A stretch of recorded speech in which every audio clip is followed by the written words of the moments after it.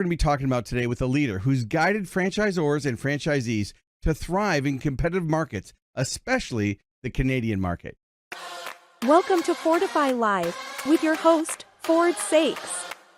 Today, we're thrilled to welcome Sherry McNeil, the president and CEO of the Canadian Franchise Association. Now, she's got over 20 years of experience in the franchising industry, and she brings a wealth of knowledge. Sherry, welcome to Fordify Live. We're live right now on Facebook and LinkedIn and YouTube and Instagram and a few other places, as well as this becomes the audio for the podcast on the Business Growth Show. So, Sherry, welcome to the show. Well, it's great to be here, Ford. Thank you so much for the invitation. Well, tell me a little bit about your journey. Right before we started, you said, hey, Ford, I love franchising. I have a lot of content. You may have to cut me off. I don't want to, but I would like to share what got you excited about the franchise industry to begin with. Oh, that's a great question. So I actually started many years ago working for a gasoline station dealer. He was a multi-unit dealer, so we would call him a franchisee. And I was there for a number of years while I went to school. It was a great job to have while you're going to school at the same time. I left there, I went to Little Caesars. I left there, I went to Boston Pizza. I left there, I went to Dairy Queen. Then I opened my own consulting company. And then I find myself now in the last few years at the Canadian Franchise Association. So I love this industry. I can talk about franchising all day long. So what do you want to talk about today? Well, let's talk about some of the trends. I mean, we're going to talk post-COVID, of course, but what are some of the things that you see happening right now in franchising? I mean, the magic numbers I've always been told. I mean, I've been in the industry now for 34 years and I've worked with brands big and small. I love to speak at their conferences. And, you know, I've always seen this magic number of like 25 units, then 50, and then the magic unit seems to be 100. And then from there, you know, it just goes up from there. But what have you seen change now that's different than maybe a few years ago in the franchising world? Oh, great question. So I think there's a variety of things that have happened in the last couple of years post-COVID. For instance, we've seen a dramatic increase in private equity having an interest in franchise brands, as well as multi-unit franchisees. So private equity investing in those large multi-unit franchisees. So that's one thing that's happening in the space. We've seen a rise in the types of franchises that have started. So we used to have 50 different business segments that we're franchising. Now we have over 60 different business segments. So there's that expansion of, gosh, I have this great business, I have this great concept. Is it franchisable? The answer is probably yes, it is franchisable. As long as your unit economics work, it's scalable, it's teachable, you can train other people, your current business that's awesome can be a great franchise. So well, I know when I first started speaking, I've spoke for a lot of franchise brands that started out and had under 100 units, and at 100 units, all of a sudden they get sold to a private equity group. I recently just did 7 cities for Anytime Fitness, and they're one of the largest fitness franchisees on the market. And that company, that private equity company now, just bought Orange Theory, and they have 9 other brands. So as a speaker, it's always great because if I can build relationships with the executives, then hopefully I can, you know, maybe speak at some of the other conferences. But it's interesting how much more I've seen that in the last few years. A lot of multi-unit brands. I mean, MTY Group out of Canada actually had 80 brands. I spoke for Papa Murphy's, and then next thing I know, I'm speaking to 80 brands. And so I had no idea back then, you know, I knew what a private equity firm was, but I didn't really realize how much they really are investing and growing and changing. But a lot of times when they get purchased by a private equity group, the leadership stays the same. I mean, some groups aren't necessarily interested in changing or liquidating or consolidating. They're just trying to add the resources that those smaller companies, even, you know, very large, but smaller in the scope of things, can do. So when you talked about the different categories and everything, how do you see franchising in Canada? Is there any differences between the Canadian Franchise Association? I know there's IFA, but is there any differences in how Canadian franchises run? So every country is different. So I'm fortunate I'm on the World Franchise Council task force team. So the Canadian Franchise Association is part of World Franchise Council. So is the IFA. And Interestingly, the franchise business model is the same around the world, but every country has its own specific rules, regulations, legal requirements, et cetera, et cetera. So, from a Canadian perspective, anyone who franchises in this country or wants to franchise in this country, they might be very successful in the US. Chances are they would be very successful here, but they do have to go through the process of brand new franchise disclosure documents, making sure that they meet the Canadian regulations. Now, Canadians, we have different taste profiles than our American neighbors. So, for instance, we don't eat white gravy here. We don't have grits for breakfast. We don't eat biscuits for breakfast, et cetera, et cetera. So, there are some of those different taste profiles that brands should research before they come here. Well, I think that's so true. I know I grew up, had 17 different companies, and one of my companies was a sporting goods company. And I can remember when I started launching, I launched in the United States and then in Canada and then overseas. And then I was in Asian countries. And I made so many mistakes, Sherry, on the cultures and not understanding. I mean, I was young and I mean, just I was insulting to the Japanese. This one man came up, he was the largest importer. His name was Nichinai Shokai. And he came up and he said, I'd like to buy, I was in sporting goods. He said, I'd like to buy a container of your product. Now, I didn't even know what a container was. It was my third trade show. I'm like, I'm writing it all down. Well, I'm writing it on the back of his business card. I'm talking loud like a stupid American. I was 27 years old, a long time ago. And the guy next to me from Bell Helmet said, you need to go apologize to him. I said, what'd I do? He said, first of all, this, then like there was like 8 things. So I ran after the man. And I apologized, and I took his card with 2 hands, and I was very calm, and I didn't look at him in the eye. I bowed, and he smiled, big, knowing that obviously I was just told what to do. But it is true when you go into any markets. I mean, I specialize in marketing and in business growth. You have to really understand your core market, and all markets are not the same. And even going internationally, there are a lot of differences. And I think that's really good from a business perspective because we've got listeners to the show that are all across the board, from entrepreneurs, private equity groups, franchisors, and franchisees. And one thing you said was you've seen an uptick in multi-unit franchisees. I've actually seen an uptick in multi-brand franchisees.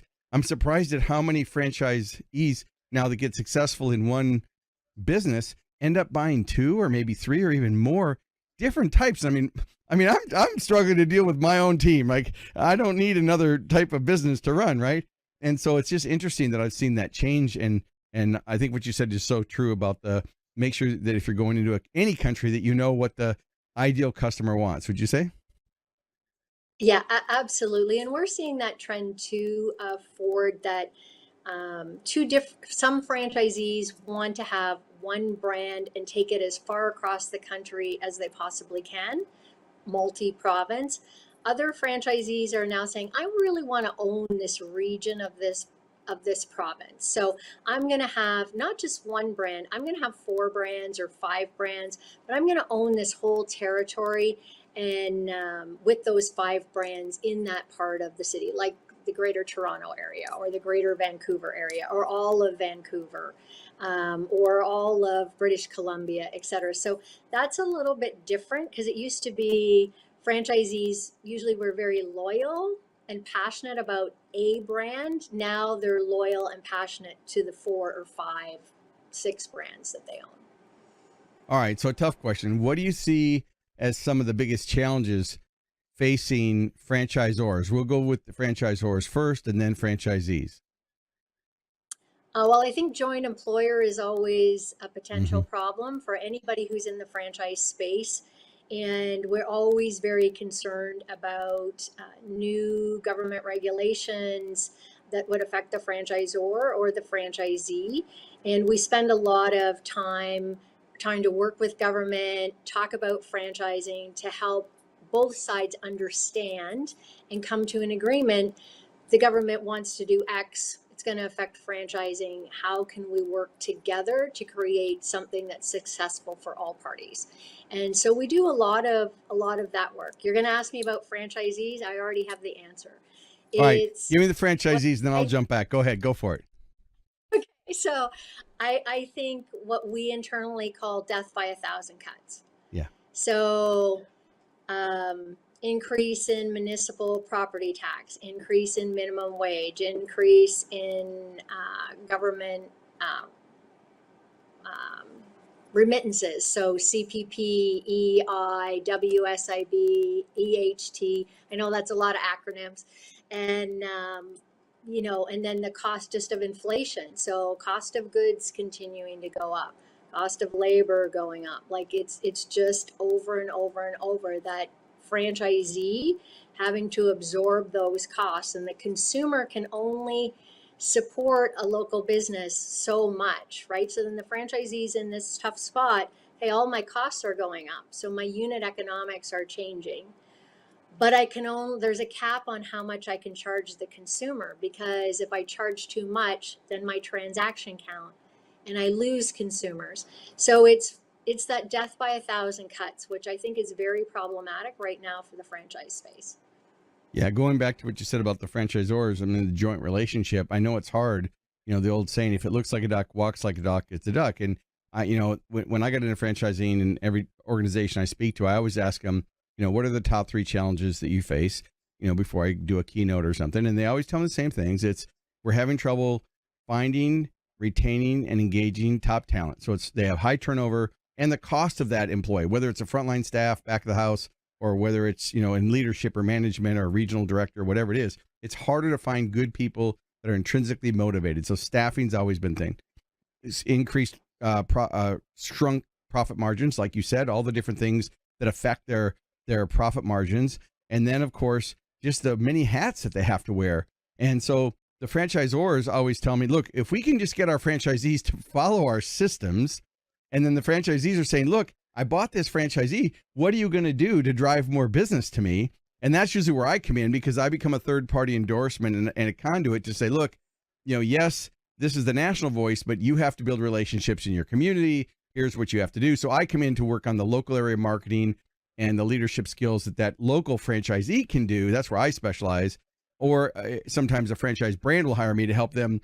How do they market to sell against other franchisors, because they're so competitive? There's a lot who come into this business and a lot who to get out of it. But one thing I definitely echo, as someone who's had lots of different businesses, including both being a franchisor and a franchisee, I've seen that it's such a great model, and you don't have to reinvent the wheel. And I think the ones that are really successful are the ones that follow their systems and they take personal accountability for their own results. And the ones that challenged are trying to maybe be too innovative and not just follow their systems. And sometimes they focus on what they can't control. I mean, what I love about CFA is that you're an advocate for the franchisors. You actually go and you work with the governments to help be an advocate for them, to help them not create policies. When I saw the policy come out in California in the States, which is, I know everybody is not Canada, I'm clear. Okay.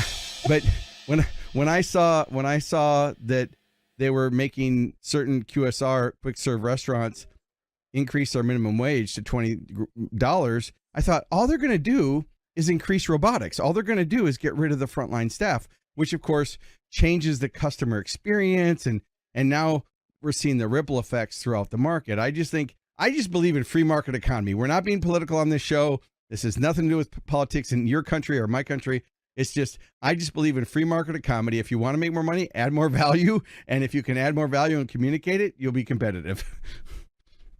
So, well, at the CFA, we're nonpartisan. We love all of our government people, regardless of what party that they're from. And we love working with each of them to try to focus on the success of the franchisee and the franchisor. And small business really is the economic backbone of the Canadian economy. So franchising alone, we are the 12th largest industry in this country, employing 2 million Canadians out of our 40 million Wow. Canadians. We contribute $120 billion annually to the GDP. So, and it's interesting because franchising actually grew throughout the pandemic by 20%. So we were $100 billion annual contributor to the GDP, now 120, which is a testament to the resilience and the strength of this business model. And also the franchisors and the franchisees working together during a time of crisis and to be mutually successful. So it's very interesting to watch. In Canada, I don't know about the US, but our the average Canadian here, we interact with 3 to 5 franchises each and every day. So when you stop and you think about, where did I get my coffee from my drive-in this morning? Did I drop off my dry cleaning? Did I drop off my dog at doggy daycare, which I did on my way in this morning to the office? Where did I buy lunch? Am I stopping for groceries? Am I stopping for gas on my way home? Am I getting pet food? Am I picking up my children from daycare? So those are franchise, franchise, franchise, franchise. So 3 to 5 franchise businesses each and every day. So it very much is part of the fabric of who we are as Canadians. Well, I know I certainly do. I got up. I got up this morning and I went to Tropical Smoothie, and I actually had the CEO on my show months ago. And then I have a Labradoodle, so I took her to Scent Hound so she could get her bath and her nails clipped and her ears cleaned. And so I went to Scent Hound, and then I stopped at a coffee place that was a franchise brand. So I don't know what the actual statistics are, but I would venture to guess that it's at least 3 to 5, just by the way brands are. And one of the things people always ask me when they want to go independent versus a franchise, I'm like, look, the power of a franchise is you get the national brand, you get the consistency in a system, but then it gives you credibility in the marketplace. I'm not saying you can't be competitive as a local business also, but I do definitely believe in it.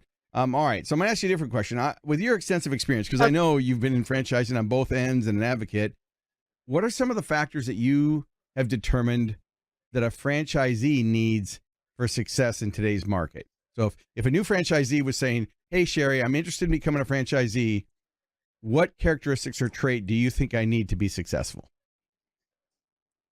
Ooh, okay. That's a big question. So I would say one of the first things they need to do is select a brand that matches their core values and be passionate about that brand, because, and I'm talking about the individual franchisee, not, a large multi-unit, multi-brand franchisee, but somewhere that they're passionate to get up and go to every day, tell their friends about, tell their family about, love the product or the service that they're providing to the customer. So I would say that's number one. Find something that you're passionate about. Number two, I would say, is don't go in undercapitalized. Really understand you might not be instantly making money the first day you open your business. So please understand what that runway is and that you have enough capital to be able to support your business, support your family without any stress throughout, X number of months when you first open. And I would say somebody who's really great with working within the community that their business, where their business exists. So you have to be somebody who can call people. You have to be somebody who can knock on doors. You have to be able to go to the local school if you are a QSR restaurant and try to get into the local school program, or you have to go to the Chamber of Commerce or the Rotary Club or the Shriners or whatever it is within that community. You have to entrench yourself within that community and in turn support that community. And then it's reciprocal. The community will support you in return. And then last but not least, I think you have to be resilient. And because businesses, regardless of what type of business it is, there are ups and downs, there are peaks and valleys, and it takes some resilience to get through some of those valleys waiting for the next peak. But you got to work hard to get to that peak. Well, So that would be what I would that's certainly sage advice. I mean, I think that, it's not what we know, it's how we execute. And I think that what you just shared is sage advice for any business, right? I mean, you have to be passionate. You have to understand who your ideal customer or client is. You have to look at, being passionate about the business, because you're going to wear many hats. You're going to wear the leadership hat, the operations, the finance, the staffing, the marketing, the sales, the community building, the customer experience. I mean, there's so many different modalities to doing that. And then being resilient, I think it's really important. One of the things I do is I have a support system. I'm a member of a mastermind. I'm an EO member, which is Entrepreneurs Organization. So I'm an EO member and have been for about 20 years. And so I love being able to go and surround myself with critical thinkers. And it's the same thing why people would go to the CFA conference is because they're going to get a chance for community and learning. I mean, so those of you who are in Canada and you're interested in learning more about Sherry McNeil, you can visit cfa.ca. So that's CFA, like Canadian Franchise Association.ca. But go check it out, because really the advantage of being an association member is, again, you have learning opportunities, you have best practices, you have networking, and then you just have the community of like-minded individuals that are all there to support your dream. And so whenever I go to a conference like that, it's like, hey, my people, it's like I'm in the right spot. Any closing thoughts you'd have for our audience today? I really appreciate you taking the time and carving it out to share the insights with us. Well, franchising is for everyone. So you can be a consumer, you can support your local franchisee who has a business or businesses within the neighborhood where you live or you work. You can be a franchisor, great business concept, figure out the unit economics, and if it's scalable, you can become a franchisor. We at the CFA, we love to talk about franchising with anyone who wants to talk about it. And we do have a variety of events, to your point, Ford. So our biggest event is always our national convention, which is in April, but we also have a variety of other events. So we have a C-suite circle, which is franchisors only this September, where it is that closed door confidential setting. We're having an economist. They get to do roundtables, talk about various issues that they're facing each and every day, and create those relationships within the CFA franchise community and the franchise industry at large. And so anybody who wants to talk about franchising, send me a note on LinkedIn. All right. Well, thank you so much. Stick around after the end here, but I just want to thank you again for sharing such great insights on business growth, then also deeper insights into both sides for the franchisor and the franchisee. Thanks so much, Sherry. Thanks, Ford.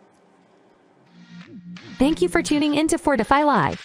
Make sure to like, comment, and share this episode on your favorite social media platform. And don't forget to subscribe to the Business Growth Show podcast, available wherever you get your podcast streaming fix. We air weekly at 11 a.m. Central Time. So until next week, keep pushing the boundaries and never stop growing.